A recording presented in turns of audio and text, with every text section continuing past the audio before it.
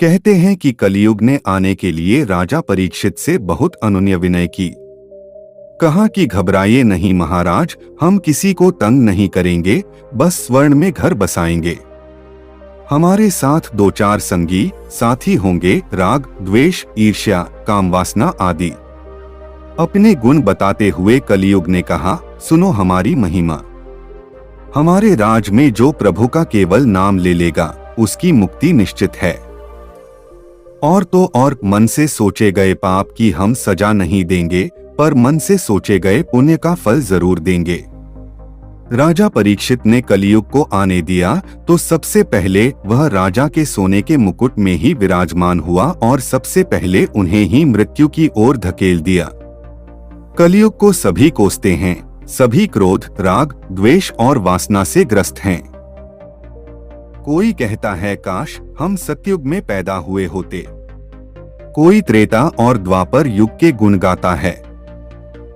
तुलसीदास ने जनमानस की हालत देखकर समझाया कि कलियुग में बेशक बहुत सी गड़बड़ियां हैं, मगर उन सब से बचने का उपाय जितनी सरलता से कलियुग में मिल सकता है, उतनी सरलता से किसी और काल में नहीं मिला। पहले प्रभु को पाने के लिए ध्यान करना पड़ता था। त्रेता में योग से प्रभु मिलते थे, द्वापर में कर्मकांड का मार्ग था। ये सभी मार्ग नितांत कठिन और घोर तपस्या के बाद ही फलीभूत होते हैं, पर कलियुग में ईश्वर को प्राप्त करना पहले के मुकाबले बड़ा ही सरल हो गया है। कैसे भाई? हर मत और संप्रदाय ने गुण गाया है नाम का। यह वह मार्ग है जहां विविध संप्रदाय एकमत हो जाते हैं। तभी तो गोस्वामी तुलसीदास ने कहा, कलियुग केवल नाम अधारा, सुमिरी सुमिरी नर उतरहिन पारा। नाम जप में किसी विधि विधान देश काल अवस्था की कोई बाधा नहीं है। किसी प्रकार से कैसी भी अवस्था में किसी भी परिस्थिति में कहीं भी कैसे भी नाम जप किया जा सकता है। इस नाम जप से हर युग में भक्तों का भला हुआ। श्रीभद्र भागवत में कथा आती है अजामिल ब्राह्मण की, जिसने सतयुग में घोर पाप किया। पत्नी के होते हुए वेश्या के पास रहा। वेश्या के पुत्र का नाम नारायण रख दिया। मरते समय पुत्र को पुकारा नारायण तो स्वयं नारायण आ गए। ऐसी ही एक और कथा है गजग्राह युद्ध की।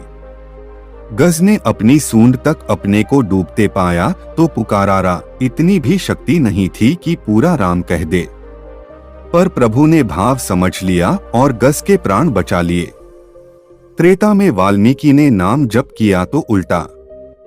राम कह न सके, डाकू थे, मांसाहारी थे, सो मरा कहना सरल लगा। तोते की तरह रटते रहे तो स्वयं श्री राम पधारे कुटिया में। उल्टा नाम जपत जग जाना। वाल्मीकि भय ब्रह्मा समाना। द्वापर युग में द्रौपदी ने भरी सभा में रोते हुए हाथ खड़े कर दिए।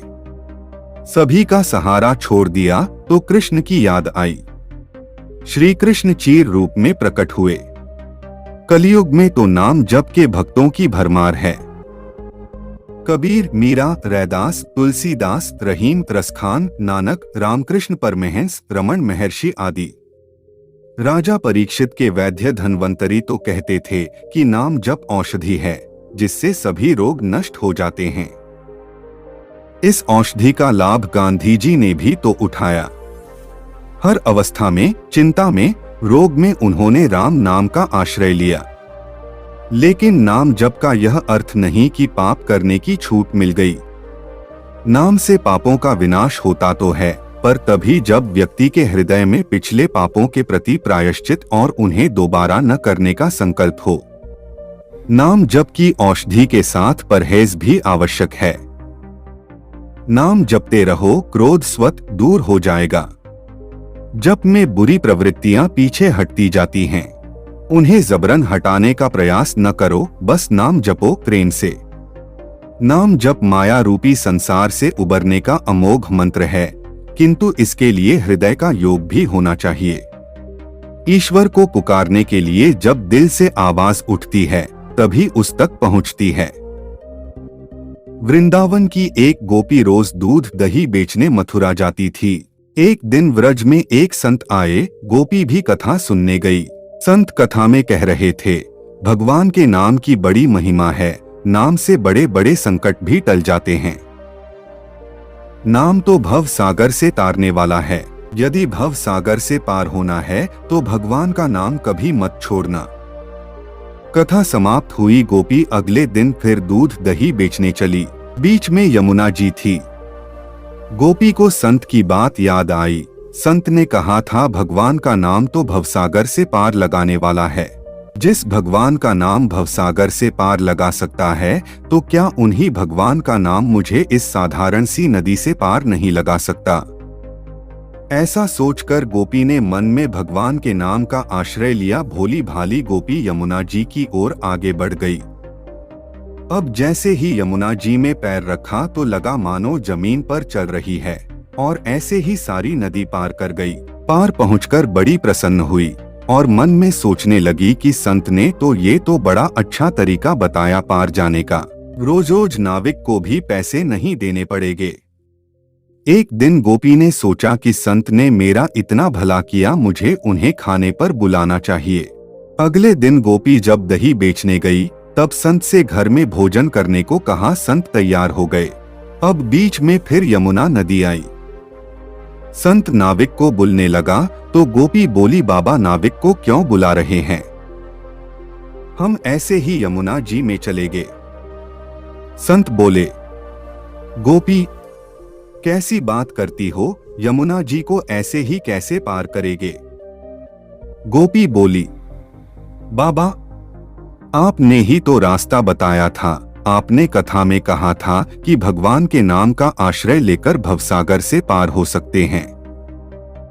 तो मैंने सोचा जब भव सागर से पार हो सकते हैं तो यमुना जी से पार क्यों नहीं हो सकते? और मैं ऐसा ही करने लगी, इसलिए मुझे अब नाव की जरूरत नहीं पड़ती। संत को विश्वास नहीं हुआ, बोले, गोपी तू ही पहले चल, मैं तुम्हारे पीछे पीछे आता हूँ। गोपी ने भगवान के नाम का आश्रय लिया और जिस प्रकार रोज जाती थी वैसे ही यमुना जी को पार कर गई। अब जैसे ही संत ने यमुना जी में पैर रखा तो झपाक से पानी में गिर गए। संत को बड़ा आश्चर्य। अब गोपी ने जब देखा तो कि संत तो पानी में गिर गए हैं, तब गोपी वापस आई है और संत का हाथ पकड़कर जब चली तो संत भी गोपी की भांति ही ऐसे चले जैसे जमीन पर चल रहे हो। संत तो गोपी के चरणों में गिर पड़े और बोले कि गोपी तू धन्य है। वास्तव में तो सही अर्थों में नाम का आश्रय तो तुमने लिया है, और मैं जिसने नाम की महिमा बताई तो सही पर स्वयं नाम का आश्रय नहीं लिया। सच में भक्त मित्रों, हम भगवान नाम का जप एवं आश्रय तो लेते हैं, पर भगवान नाम में पूर्ण विश्वास एवं श्राद्ध नहीं होने से हम इसका पूर्ण लाभ प्राप्त नहीं कर पाते। शास्त्र बताते हैं कि भगवान श्री कृष्ण का एक नाम इतने पापों को मिटा सकता है जितना कि एक पापी व्यक्ति कभी कर भी नहीं सकता। अतएव भगवान नाम पे पूर्ण श्राद्ध एवं विश्वास रखकर हृदय के अंतकरण से भाव विहल होकर जैसे एक छोटा बालक अपनी माँ के लिए बिलखता है, उसी भाव से सदैव नाम प्रभु का सुमिरन एवं जप करे। कलयुग केवल नाम आधारा, सुमिर सुमिर नर उतारा ही पारा।